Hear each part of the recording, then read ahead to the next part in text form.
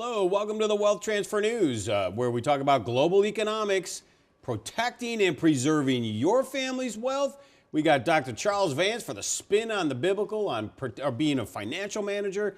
I'm Terry Sacka, the chief strategist, and we're going to jump into some stuff that contains the Europe, your dollar, your standard of living, and your retirement, so stay tuned. Those things don't sound like they go together. Europe, your dollar. You know what? I can almost relate to that, but they go together simply for anyone that's kind of jumping into the program. Go back to the series, which would be China, the IMF reserve. Go to wealthtransfernews.com and you can review those past shows. Cornerstone Asset Metals has those shows on a list as well in Wealth Transfer TV. But you want to definitely understand, because Europe, America, these financial derivatives, and the IMF reserve currency with the petrodollar all are connected. And you don't always have to understand why, is understand this. They're so connected that as this gets ready to reckon, our standard of living, our peace of mind, our future ability to buy all our hard-earned wealth in our retirement is in jeopardy. It just is. It has been, and we don't realize it because we're not understanding what we have as a storage of wealth in retirement or savings, and we're not tying that to inflation. Many people think we don't have inflation.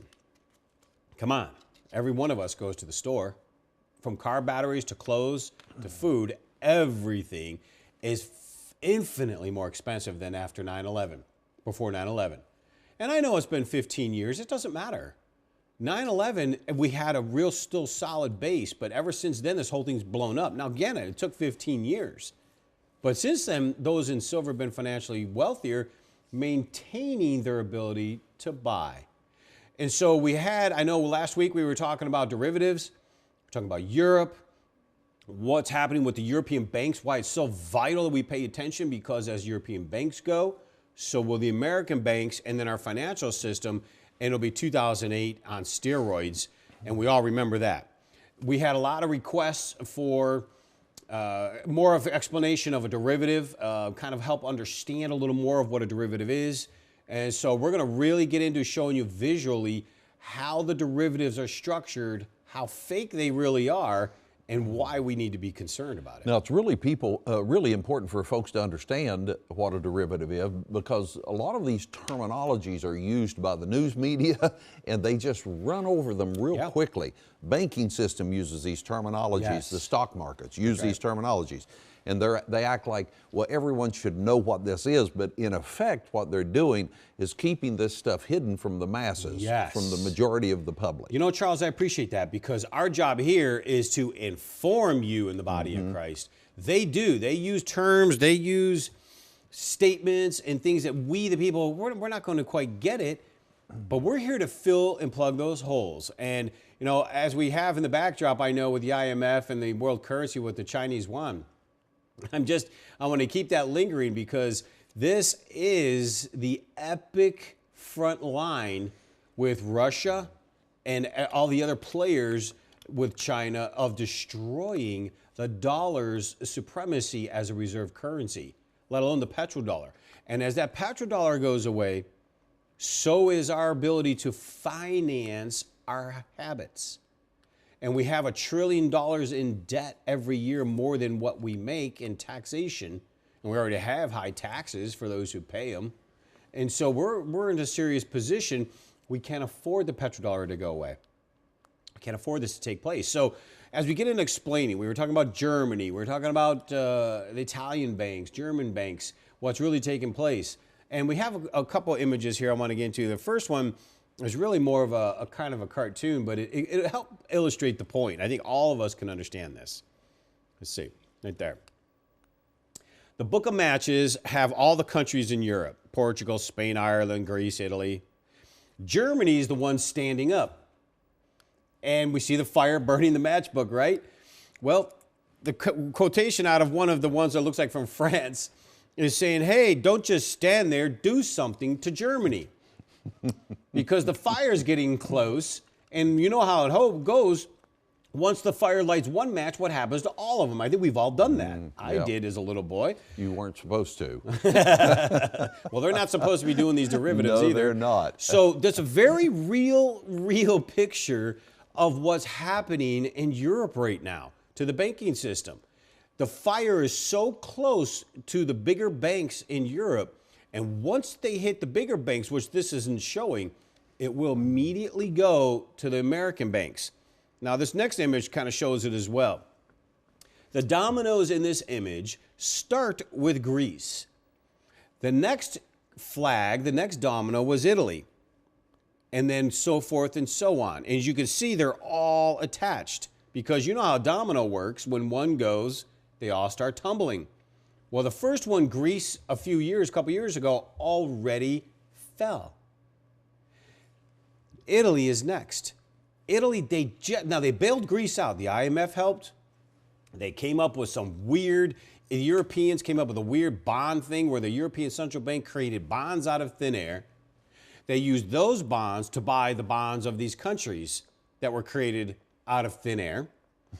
And then they created these bonds out of thin air to then give the money to Greece to help them bail themselves out of the bonds that they've created out of thin air. Does this really make sense? All of that would be illegal if you and I were to do it. Of course it is, yeah. Like major illegal. There's no doubt about that. Because you'd be making something fake to buy something fake to buy something fake, and like it would never end. Well, as a government goes, though, they have this tendency to think, well, you know, we're good for it.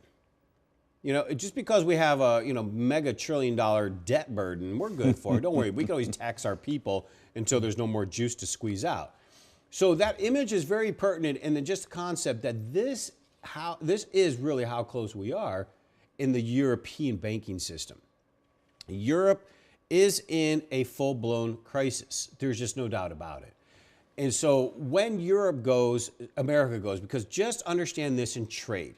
And this is why I like President Trump, because he's going to severely renegotiate trade, which we have to in America, because we all know in this country, right now, currently today, the statistic is there are 10 million more government jobs than manufacturing.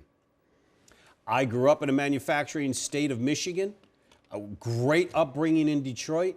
Middle class, got to take 2 vacations a year, have what we needed. We worked hard, but it was a good life. The manufacturing is gone in our whole entire industrial belt. And it's these trade agreements. President Bill Clinton signed NAFTA, which destroyed our manufacturing base. So now we have 10 million more government jobs than manufacturing. Why is that important? 87% of all jobs created under Barack Hussein Obama have been part-time. Well, we all know part-time jobs don't pay, right? And this is the whole point. Manufacturing jobs would pay $20, $30 an hour. Part-time jobs pay you 10 and 12. So you see, we're not making nearly the wealth we used to because manufacturing was a good way to live. President Trump is going to do his best to bring back those manufacturing jobs to America because we need to renegotiate the trade. Now, in doing so, the reason I bring that up, trade is how the currencies have their value. So how does the dollar have its value? How do people know, hey, this dollar's strong? Why? Well, the dollar is only weighed, gets its value to the euro, Japanese yen, a few other currencies, trading partners mainly. So we did this before. It's like a teeter-totter. As the dollar gets stronger, because European currencies are going down. If the dollar is going down, the European currency gets stronger because they use each other to measure their buying power and worth. So if the European dollar collapses, people say, wow, that's great. It'll strengthen the dollar. Problem with that, the dollar is tied banking system-wise to the Europe and the rest of the world. Because in 2008, not only did we bail out our banking system, but we don't realize, in 2008, they actually bailed out the world to the tune of almost $10 trillion. Meaning we gave swap line loans to banks all over the world to keep them afloat. Meaning they printed money, swapped it to us who printed money, And then once we swap it, we use the other person's money as some form of real money, and it kept it afloat. So the whole world has loans out in dollars in the tune of 10 trillion. That's how much we bailed out in 2008. Now, Terry, with this being a world situation, not just an American situation or a North American or South American or whatever situation, localized. I would say West versus East. Okay, but it's still a world situation. Yes, absolutely. Because everything that's taking place now, and from a spiritual point of view, this has to be something that's playing into biblical end times. Absolutely. Because all of this has to be tied together. It has to come together as that the one world system begins to be controlled by just a very handful of people and eventually a puppet head that will do that. And I've had people ask me, well, what's the sense in us even trying to do anything? Well, if you read in the Bible, there are pockets of places and people that are not affected by the horrible things that go on during the end times. I believe it's because those pockets of people and those places have prepared themselves with staying out of the system and not allowing the system to control them.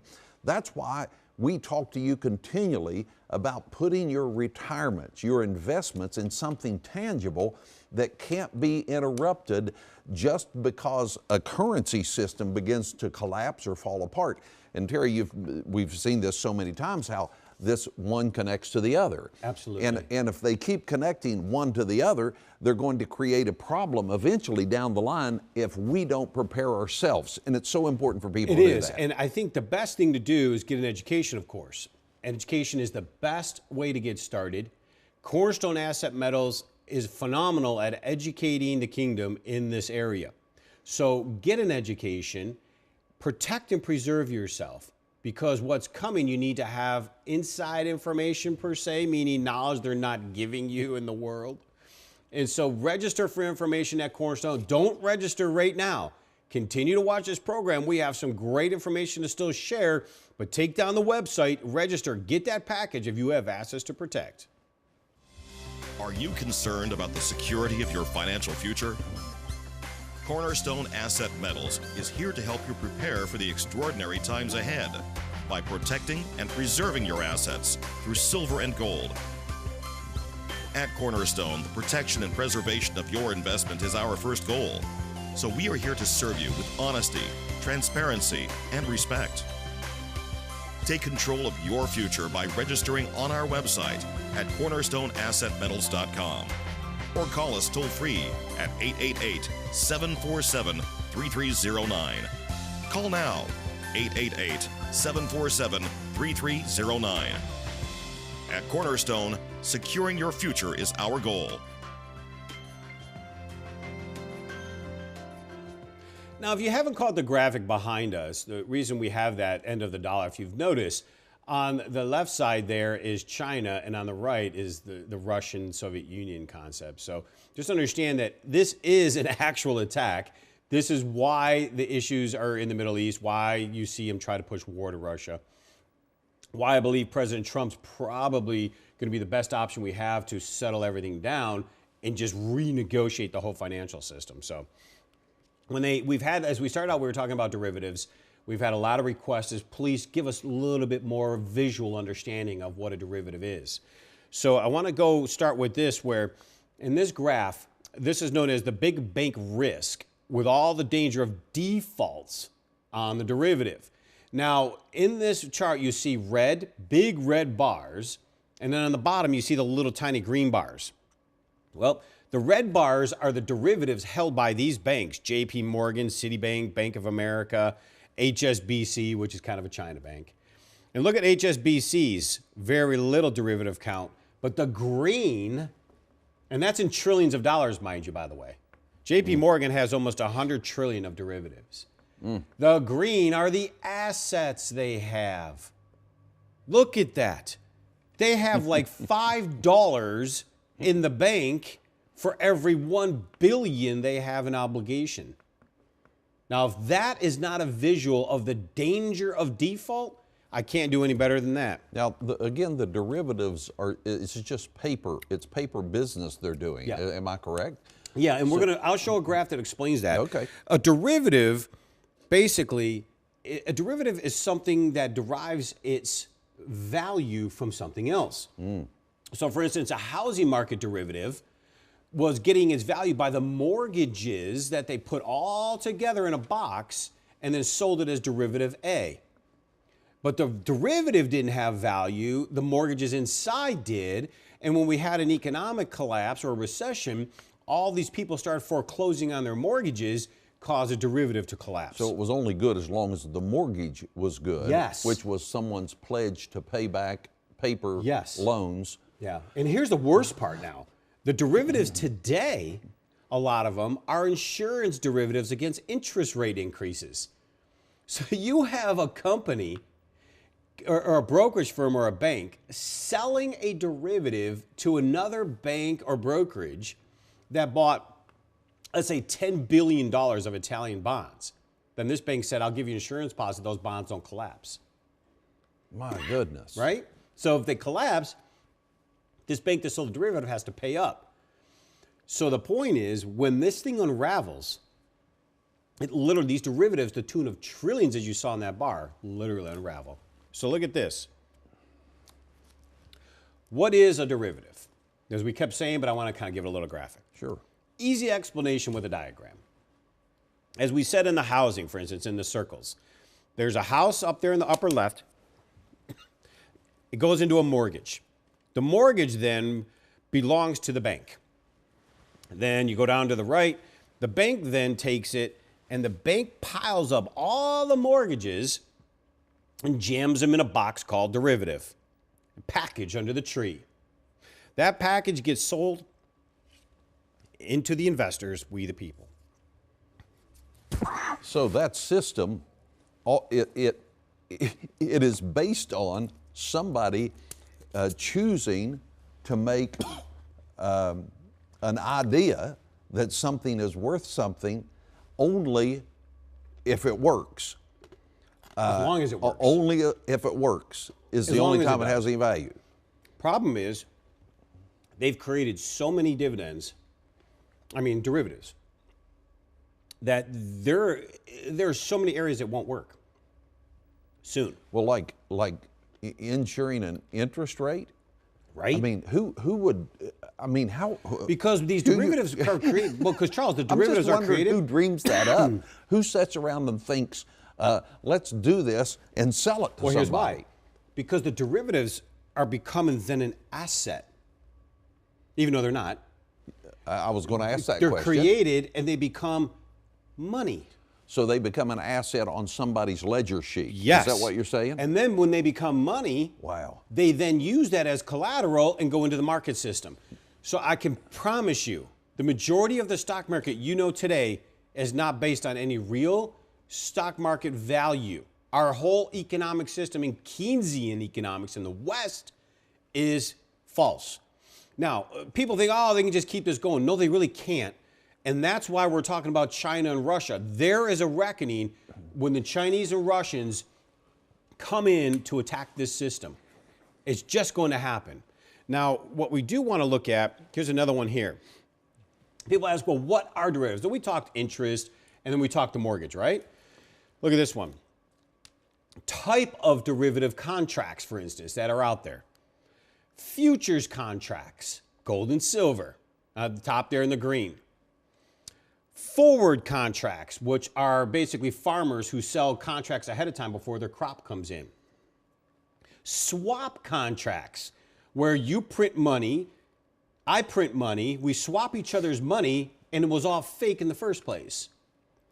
And options. We've all heard of options and futures. Options are the right to buy a future. A future is the right to take delivery of that commodity. These are types of derivative contracts. Now, the reason I'm so against that stuff, the futures market was a place where you could go and it provides a liquidity for the farmers, the cotton producers, the miners. You see, because commodities are your gold, silver, oil, gas, wheat, corn, cotton, and so forth. wood, lumber, pork bellies, you name it. So my understanding that they got a loan, as it were, so that they could keep operating by selling the futures. By selling the forward contracts. The forward contracts. Okay. And then what happens is, in order to keep money in the buying and selling of these products, they allowed options. Then they allowed the futures market to be opened to non-players. So for instance, I'm a farmer and I go to the bank and it's all about money for the farmers because remember, they got crops or delayed miners. They allowed average people to go in and buy futures contracts. Average people to go in and buy options. Why did they do that? Because it provided a lot of liquidity, money moving in and out of the futures market that would help the farmers hedge their crop production, miners, cotton, oil, gas, you name it. And so it was a good idea initially, but what happened? Of course, bankers and Wall Street gets greedy.